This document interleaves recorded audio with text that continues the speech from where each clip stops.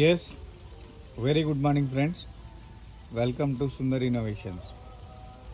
Dear friends, మనం ఈరోజు Sundar carbon antidote plus టెక్నాలజీని హోండా హెచ్ఎఫ్ డీలక్స్ వెహికల్కి బైక్ చేస్తున్నాం మిత్రులారా. బిఫోర్ దట్ వెహికల్ యొక్క కండిషను వాల్యూస్ కూడా చెక్ చేసే ప్రయత్నం అయితే చేద్దాం. మాన్యువల్ మీటర్ ఇది మీటర్ పని చేయట్లేదా? 5,000 తిరిగినట్టుంది, 50,000. Okay right. సో సార్ చెప్పండి, ఎక్కడి నుంచి వచ్చారు మీరు? చిన్నగంజాం నుంచి వచ్చారు. Okay right. సో ఇది ఇంజన్ సీసీ ఎంత అండి? ఇది 100 cc. 100 cc. ఎంత తిరిగారు ఇప్పటికి? నియర్ అబౌట్ 70 దాకా తిరుగుంటాం. 70K, 70,000 కిలోమీటర్లు తిరిగారు. తీసుకొని ఎంతకాలం అయిందండి? 2016, 8 years. 8 years అయింది. 8 years 70,000 కిలోమీటర్లు తిరిగారు. సో సాధారణంగా ఎంత మైలేజ్ వస్తుంది ఈ వెహికల్ మీకు? అది మనం అబ్జర్వ్ చేయలే, ఈరోజు చేయలేదు. Okay right. కానీ కంపెనీ వాడు ఇచ్చిన మైలేజ్ మాత్రం రావటంలా. ఎట్టి పరిస్థితుల్లో రాదులేండి. అది జగమెరిగిన సత్యం, అది అందరికీ తెలిసిన విషయం. కానీ ఎవరికి వాళ్ళే నాది కొత్త బండి, నాది ఇంకా బండి, నా బండి సూపరు, నా బండి యూరియా అని చెప్పి భ్రమలో ఉంటారు ప్రతి ఒక్కళ్ళు. సో ఆ భ్రమలో నుంచి కొంచెం బయటికి తీసుకొస్తే రియాలిటీ అర్థమవుతుంది. బండి ఎంత పొల్యూట్ అవుతుంది, నేచర్ని ఎంత పొల్యూట్ చేస్తూ ఉంది, ఆ పొల్యూట్ బండిని ఎంతలా ఉన్న కుంగదీస్తూ ఉంది. బోర్కి అంతే ఒక మెంటలే బోర్కి వచ్చే పరిస్థితి ఒక కార్బన్ మెటీరియల్ తెస్తూ ఉంటే, అదే కార్బన్ విచ్చలవిడిగా ఎన్విరాన్మెంట్లో యాంబియంట్లో పెరిగితే ఆ వేడి ఇంజిన్లో పెరిగిన వేడి నేచర్లో పెరగదా?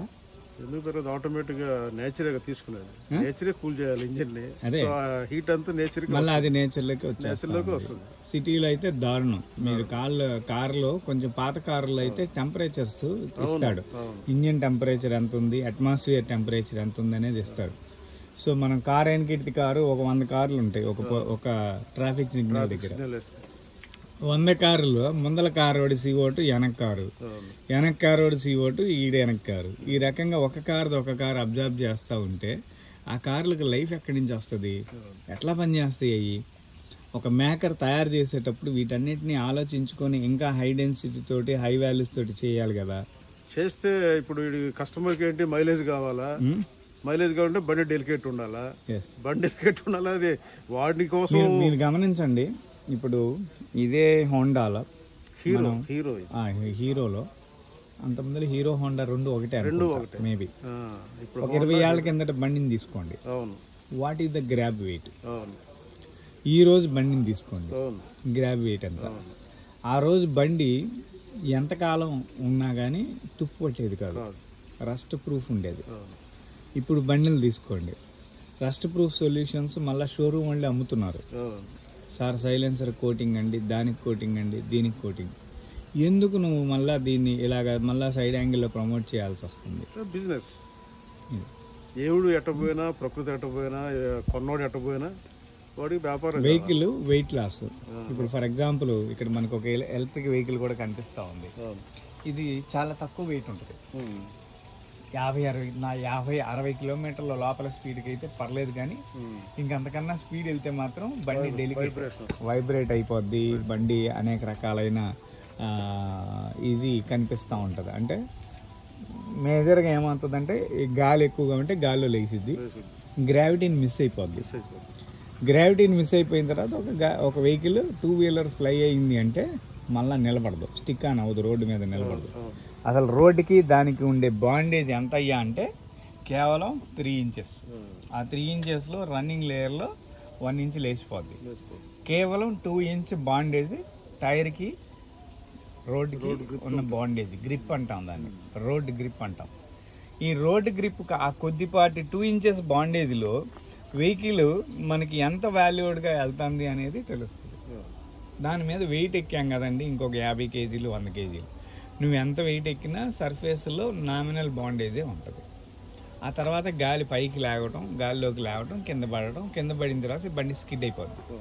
లేదా చిన్న రాయి తగిలినా కానీ ఓవరకనే స్కిడ్ అయిపోద్ది. ఈ విషయం సైన్స్లో చాలా క్లియర్గా, సైన్స్ చదువుకున్న ప్రతి ఒక్కరికి తెలిసిందే ఇది. బట్ ఇప్పుడు ఎలక్ట్రికల్ వెహికల్కి ఆ స్పీడ్ అవి వెళ్ళలేవు కాబట్టి వాళ్ళకి ఓకే, ప్రాబ్లం లేదు. బట్ మామూలు ఇంజన్స్లోకి వచ్చేసరికి అవి ఎంత స్పీడ్ అయినా వెళ్ళగలుగుతాయి, అప్ టు 100 కిలోమీటర్ వరకు. 100 కిలోమీటర్లు ఒక మామూలు జనరల్ బాడీ వెళతా ఉంటే దాన్ని వెయిట్ లాస్ చేస్తే 60-70 కిలోమీటర్లకే బండి షేక్ అవుతుంది. ఆ షేక్ అయిన తర్వాత ఆటోమేటిక్ ఏమవుతుంది, వెహికల్ బ్యాలెన్స్ తప్పుతుంది. దానివల్ల రిస్కే కదా అది. ఈ రిస్క్ని మరి బేర్ చేయటం తప్పు కదా అది. అది అంటే సామాన్యుడికి తెలియదు పాపం. వాడికి ఏం తెలుసు, ఒక బండి కొన్నాను, స్పీడ్ పోతుంది, బండి పరిగెత్తుతుంది, తిరుగుతుంది, ఎస్పెషల్లీ అది తిరుగుతుంది, ఆ తిరిగే వెహికల్ని నేను నామినల్గా వాడుకుంటున్నాను, ఇంతవరకు మాత్రమే వాడికి తెలుసు. ఇంతకు మించి వాడికి కొత్త సిలబస్లో నాలెడ్జే లేదు పాపం. అవన్నీ తెలిస్తే వాడే బండి తయారు చేసుకుంటాడు. వాడు మన దగ్గరికి వేరే వాళ్ళ దగ్గరికి ఎందుకు వస్తాడు, ఏం లేదు. సేమ్ ఇది ఇలాంటి ఎన్నో రకాల వ్యత్యాసాలు మ్యానుఫ్యాక్చరింగ్ లాలో ఉన్నాయి. BS1, BS2, BS3 అనేక రకాలు. అంటే ఇప్పుడు మనం కేవలం రోడ్ గ్రిప్ గురించి మాత్రమే మాట్లాడుకున్నాం, గ్రావిటీ గురించి మాట్లాడుకున్నాం, వెయిట్ గురించి మాట్లాడుకున్నాం. ఇవన్నీ మ్యానుఫ్యాక్చరింగ్ లాలో ఒక భాగం, ఇది పార్ట్. ఈ భాగాన్ని మనకి ఇప్పుడు ఎక్కడా సరిగా అంచనా లేవు.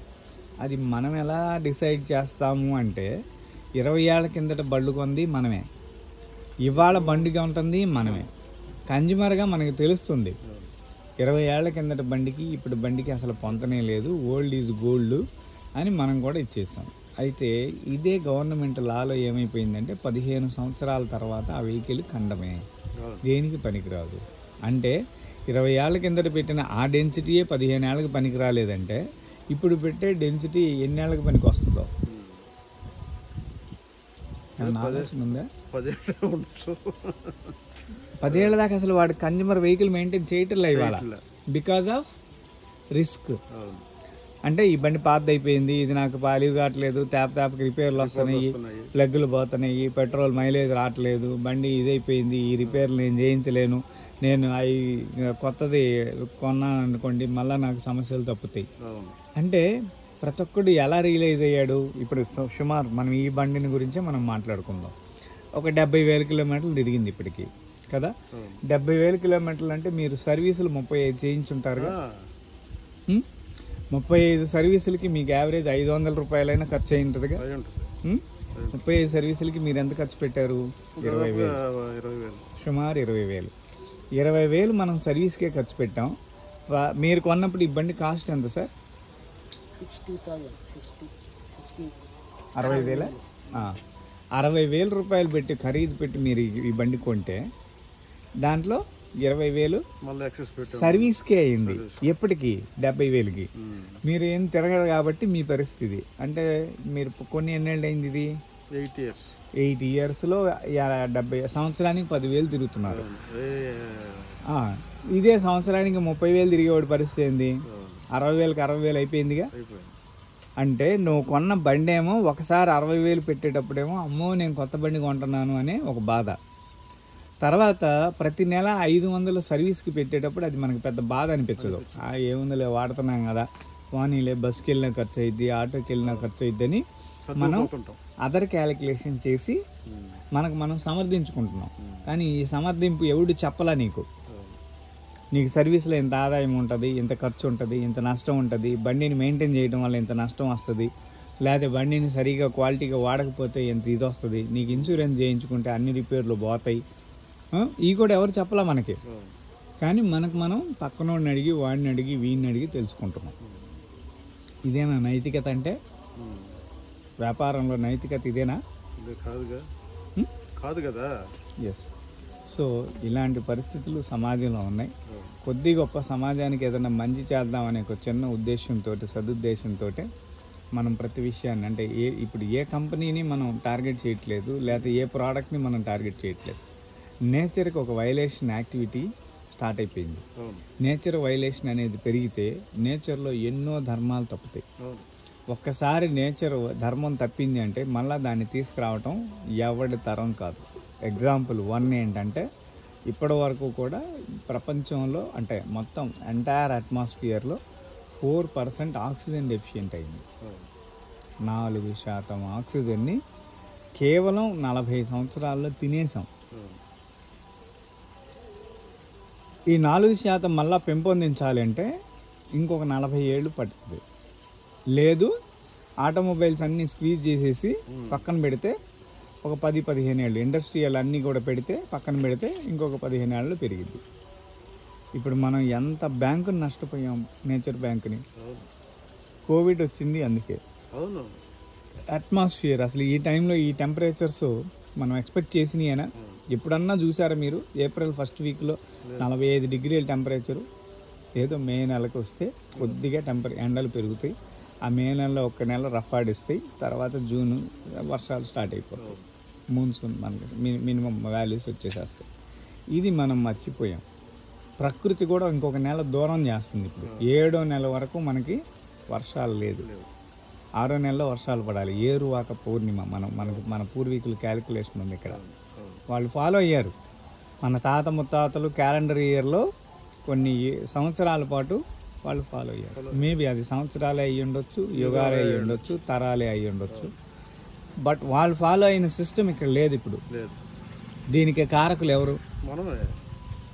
ప్రతి ఒక్కళ్ళని. సో కాబట్టి ఇది ప్రజలు కొంచెం అర్థం చేసుకోగలరనే ఒక చిన్న భావనతోటే ఈ డిస్కషన్ చేసాం. సో ఒకసారి ఈ వెహికల్ మైలేజ్ని మీకు యావరేజ్ ఇది యాంటీడాట్ అండి. యాంటీడాట్కి యాంటీడాట్ ప్లస్కి 22% యాంటీడాట్ మైలేజ్ ఇస్తే యాంటీడాట్ ప్లస్ అనేది 40% మైలేజ్ ఇస్తుంది. ఎప్పుడైతే మీకు 40% మైలేజ్ వస్తుందో వెహికల్లో వాల్యూస్ అన్నీ పెరుగుతాయి. ఈ 40% మైలేజ్ ఎక్కడి నుంచి వస్తుంది? ఇది మీరు ఖర్చు పెట్టే పెట్రోలే. మీ డబ్బే తిరిగి మీ జేబులోకి ఇస్తుంది. ఒక బండిని తయారు చేసేవాడే నాది 60,000 అని డిమాండెడ్గా అమ్ముకుంటున్నప్పుడు మీ పెట్రోల్ని తిరిగి మీకు వెనక్కి ఇస్తుంది అంటే నేను ఇంకా ఎక్కువ డబ్బులు తీసుకోవాలి. బట్ అది లేదు ఇక్కడ. ఒక రిలయబిలిటీ సొల్యూషన్ అనేది ప్రకృతికి అందిద్దాము. ఇది ప్రకృతికి వరంలాగా తయారు చేద్దాము. ప్రతి ఒక్కడు ఏదైతే పాడు చేశాడో అందరూ వాడాలంటే వాడలేరుగా. కనీసం వాళ్ళలో 1,000,000 మంది వాడినా, 1,00,000 మంది వాడినా, ఎంతమంది వాడినా కొంతన్నా ఉపశమనం దొరుకుతుంది ప్రకృతికి అని ఒక సదుద్దేశంతో ఈ వీడియోలను మనం చేసి ప్రజలకు అందించే ప్రయత్నం అయితే చేస్తున్నాం. సో మీరు కూడా కోఆపరేట్ చేసినందుకు థ్యాంక్ యూ. సో ఒకసారి స్టార్ట్ చేయండి వెహికల్.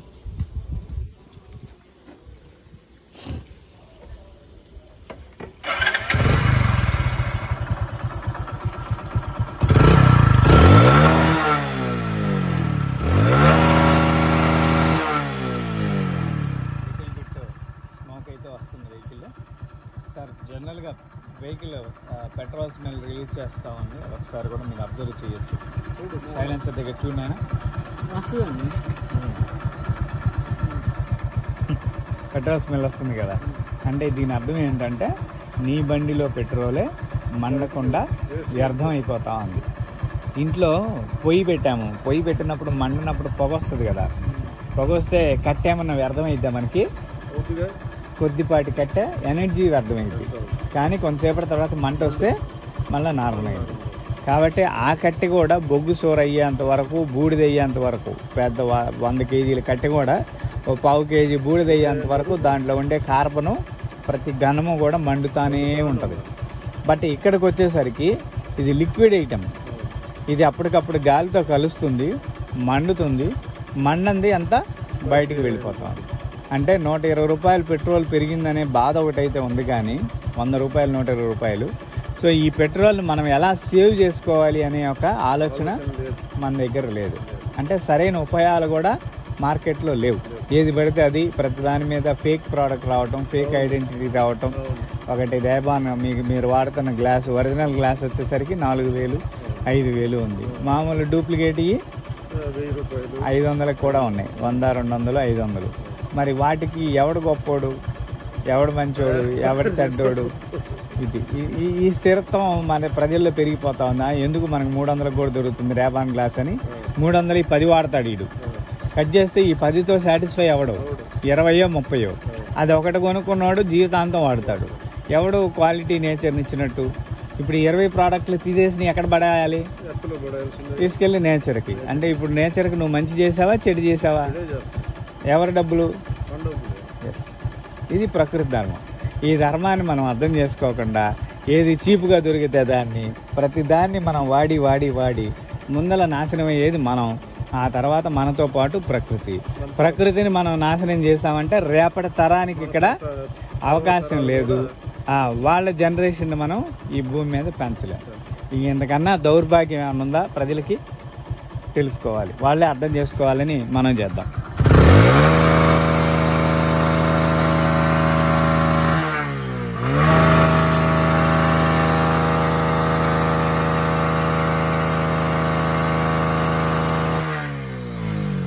ఇంజిన్ ఆయిల్ ఏమైనా తాగుతుందండి బండి? కొద్దిగా తాగుతుంది, లైట్గా తాగుతుంది.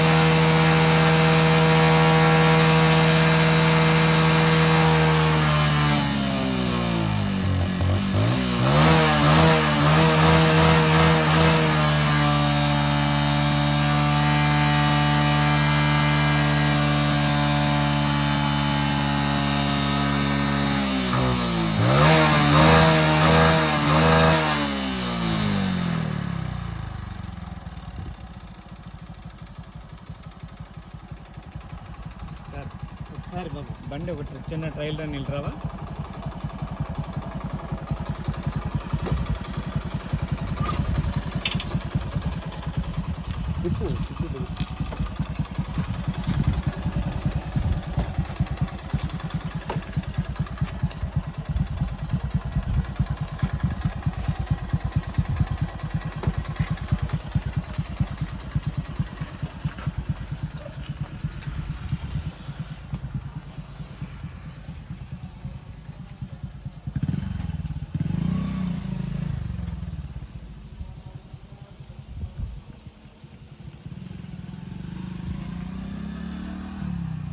సో మనం ఇప్పుడు వెళ్ళేటప్పుడు పొగ ఎలా వస్తుంది అనేది మనకు కనిపించింది. మళ్ళీ వచ్చిన తర్వాత ఒకసారి మళ్ళీ మనం ఎక్సలేటర్ రైజ్ చేసి చూద్దాం, ఎంత పొగ వస్తుంది, ఏం జరుగుతుందో కూడా తెలుస్తుంది. ఇప్పుడు వాటర్ కిట్ ఎట్లా ఎంత అవుతుంది సార్? బేస్డ్ ఆన్ సీసీని బట్టి అండి, వెహికల్ సీసీని బట్టి కాస్ట్ ఉంటుంది, ఇంజిన్ సైజుని బట్టి. బుల్లెట్కి ఎంత అవుతుంది? 350 cc బుల్లెట్కి లక్ష రూపాయలు దాదాపు ఉంది. బుల్లెట్కి 1,00,000 అవుతుందా? 1,10,000 దాదాపు. కార్ అయితే? కార్ సీసీ చెప్పండి, ఇంజిన్ సీసీ ఎంత ఉంది? అది కారు నా దగ్గర లేదులే. ఇంజిన్ సీసీని బట్టి చెప్పడానికి అది అంటే అది ఒక 1000 cc కార్ అయితే 2,20,000 ఉంటుంది. హెల్త్ ప్రొడక్ట్స్ కూడా ఇస్తామని చెప్పి చాలా ఉన్నాయండి. అన్ని హెల్త్ ప్రాబ్లమ్స్కి మన దగ్గర సొల్యూషన్.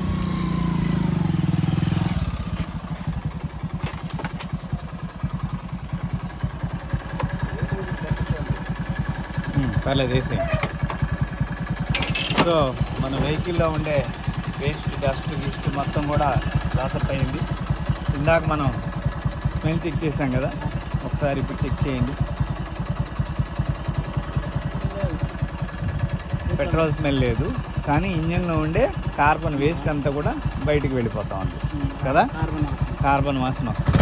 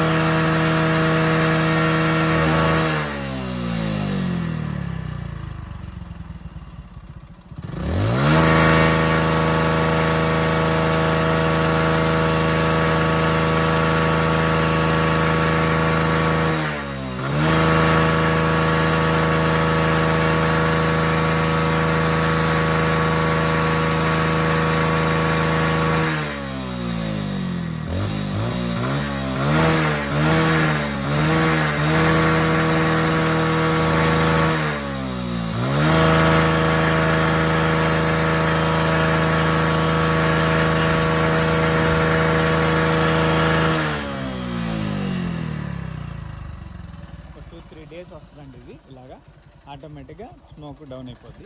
బికాజ్ ఇంజన్లో ఉండే వేస్ట్ మెటీరియల్ బట్టి అది ఆధారపడింది. ఓకే, సో మిత్రులారా, ఇది ఈరోజు లైవ్. మళ్ళీ మరొక లైవ్లో కలుద్దాం. Thank you for watching our live video. Thank you very much.